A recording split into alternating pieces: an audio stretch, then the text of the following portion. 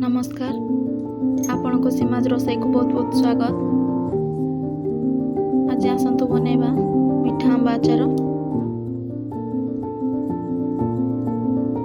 जहाँ को आपण घरे अति सहजरे बनै पारिबे। यहाँ वर्ष वर्ष रखी खाइले मध्य ताहा खराब हेबनी।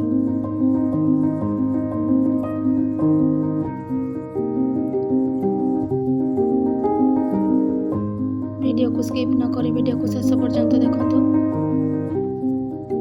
फेसबुक पेज रे देखुथिले फॉलो करनेबे। यूट्यूब चैनल रे देखुथिले सब्सक्राइब करबा को भूलिबेनी। मिठा आंबा आचार बनेबा पई मु 6टी आंबा नै ताको परिष्कार भाव रे धोई कपड़ा रे भलो भाव रे पोछि नैछि। तापरे ताको एभली छोट छोट पीस करी काटी नैछि। ध्यान देबे आंबा रे जेमिति पानी लागी न थाए सेति पई आंबा को भलो भाव रे कपड़ा रे पोछि नैथिबे। तापरे ताको एक बाउल ले देबा। सेथिरे हळदी गुंड, स्वाद अनुसार लुण,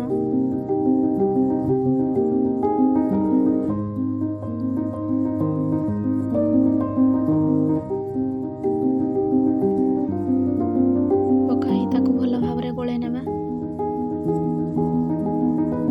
एइठी मध्य आपण जेउथिरे आंबा को गोळैबे ताहा मध्य भलो भाव रे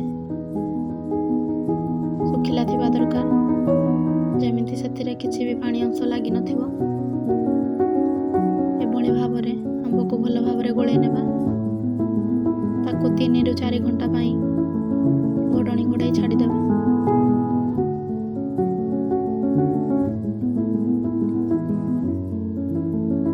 तीन ରୁ 4 घंटा ପରେ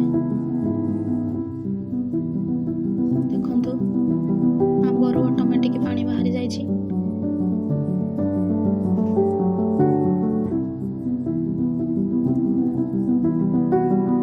एबे ताको भलो भाव रे गोळै नेबा।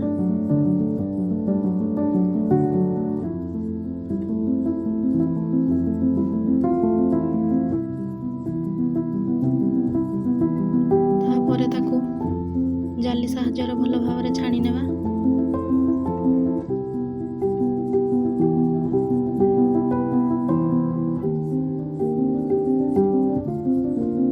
बळका पानी को बाहरे फोपाड़ी देबा।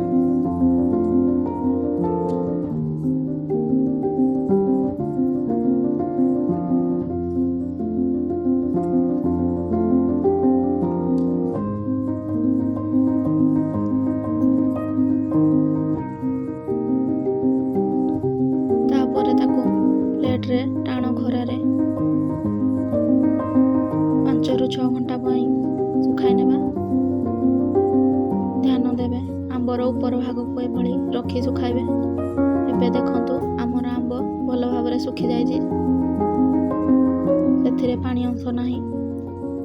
एबे चलंतु मसला प्रस्तुत करिबा। मसला बनेबा पई मेथी 5 चामच सोरिष, 2 चामच पान मधुरी, 1 चामच मेथी। मेथीर परिमाण एठी टिके कम नेबे।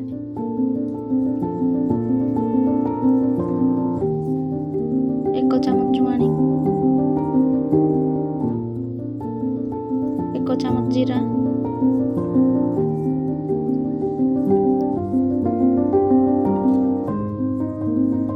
जीरा नहीं ताको भलो भाव रे मिसई नेबे। एबे गैस ऑन करी ताको हल्का भाजी नेबे। एही मसला को आपण आगरु खरा रे सुखाई मध्य परे भाजी पारिबे। अधिक भाजिबे नहीं। तापरे ताको ग्राइंडिंग जार रे पुराई दरदरा पेस्ट करी बाटिबे। मसला टिके खद खदड़िया थिले भलो।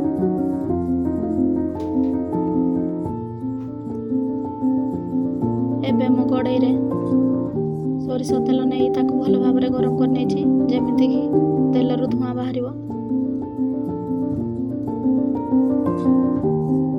तापरे तेल को एक बाउल को दे देबा। सेथिरे 1 चामच पान मधुरी,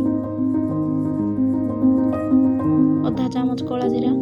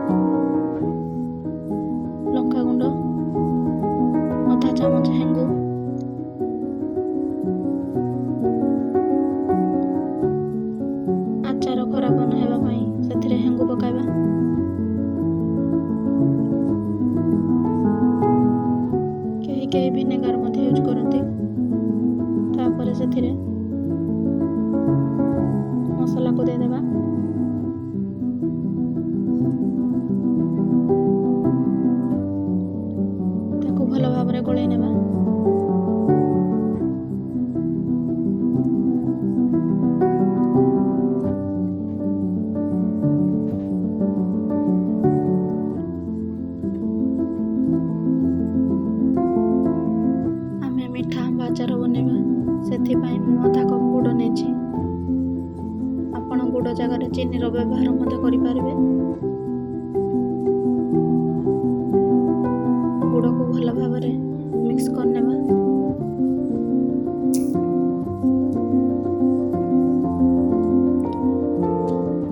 ତାକୁ ଭଲ ଭାବରେ ଗୋଳେଇ ନେବା।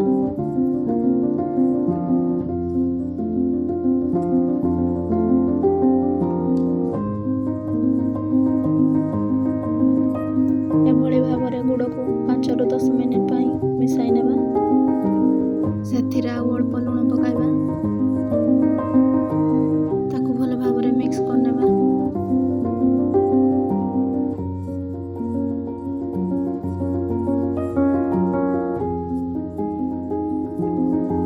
ତାପରେ ଆମ୍ବକୁ ପକାଇ ତାକୁ ଭଲ ଭାବରେ ଗୋଳେଇ ନେବା।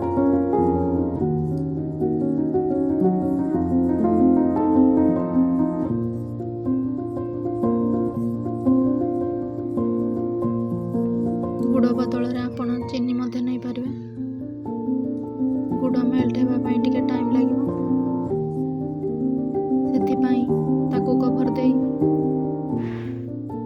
4 ରୁ 5 ଘଣ୍ଟା ପାଇଁ ଛାଡ଼ିଦେବା। ଦେଖନ୍ତୁ 4 ରୁ 5 ଘଣ୍ଟା ପରେ ଗୁଡ଼ ଆମର ମେଲ୍ଟ ହୋଇଯାଇଛି। ଏବେ ତାକୁ ଭଲ ଭାବରେ ଗୋଳେଇ ନେବା। ଏବେ ଆଚାରକୁ ମୁଁ ରଖିବା ପାଇଁ ଏଭଳି କାଚ ଜାର୍ ନେଇଛି। ଜାର୍କୁ ଆପଣ ଭଲ ଭାବରେ ଧୋଇ ତାକୁ ଖରାରେ ଶୁଖାଇ ନେଇଥିବେ।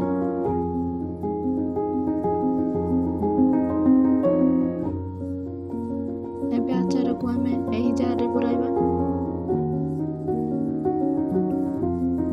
ଆପଣ ଏହାକୁ ପ୍ଲାଷ୍ଟିକ ଡବାରେ ମଧ୍ୟ ରଖିପାରିବେ।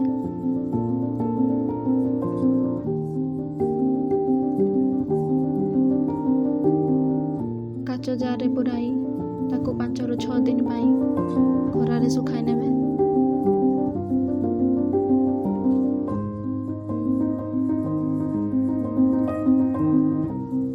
ତାକୁ ମଝିରେ ମଝିରେ ଏଭଳି ଜାର୍କୁ ହଲେଇ ନେବେ। ଭଲ ଭାବରେ ମସଲା ମିଶିଯିବ।